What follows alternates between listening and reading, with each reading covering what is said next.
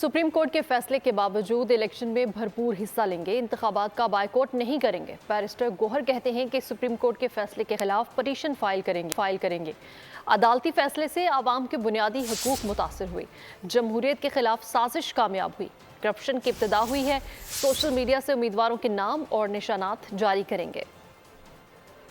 लेकिन जो supreme court का फैसला आखिरी है यही पे अमल होगा, लेकिन इस सिलसिले से हम रुकेंगे नहीं और न बॉयकॉट करेंगे।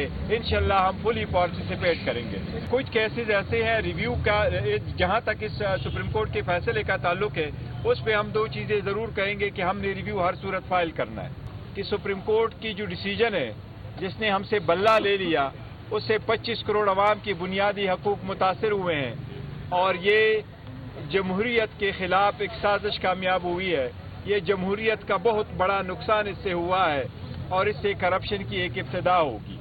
जो भी निशान हमारे कैंडिडेट्स को मिलेगा, पीटीआई 3 दिनों के अंदर अंदर इंशाअल्लाह ताला अपने सपोर्टेड कैंडिडेट का अपने मुतालिका निशानात के साथ एक लिस्ट इशू करेगी।